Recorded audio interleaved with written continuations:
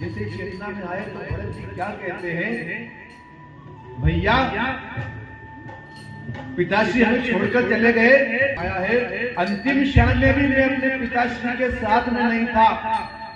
हे पिताश्री, आप मुझे भैया राम के हाथों में छोड़कर नहीं गए। भरत जी अत्यंत व्याकुल हो गए। हे पिताश्री, आप जाते समय मेरा हाथ श्री राम के हाथ में छोड़कर चले जाते, मैं आपके अंतिम दर्शन भी नहीं कर पाया। हे भैया, मुझे लगता है पिताश्री ने मुझे बहुत याद किया होगा। जिस समय पिताश्री धरा लोक को छोड़कर गए, उन्होंने मुझे ही पुकारा होगा।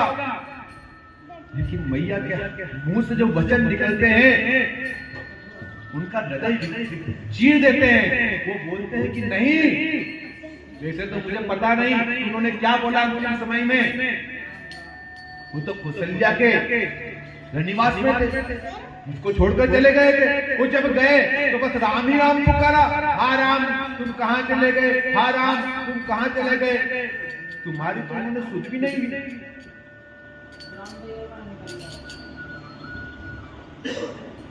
भरत जी व्याकुल हो गए।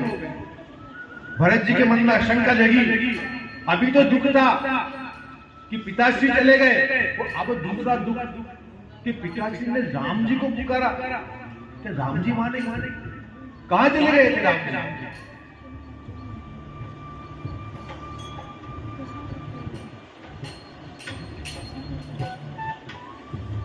बहुरी धीर दरी उठे संबारी, कहूं कि तुम मरण है तुम है तारी। हे मैया, मुझे इतना बताओ, पिताश्री सकुशल थे, आनंद में थे, क्या हुआ कि वो इस धरा लोक को छोड़कर चले गए? क्या कारण था उनके मरने का? किस कारण से? सुनी सुनी बचन कहत के ही और मर्म पाछू जनु माहुर देई, आदि सब आपने करने कठिन कठोर मूर्त मन बन। सुनी सुनी वचन कहत के पुत्र के वचन सुनकर के क्या कहती है? ऐसे वचन बोलती है मानो मर्म स्थान को पहचान कर उसमें चीरा लगा दिया, तो चीरा लगा कर उसमें जहर डाल दिया।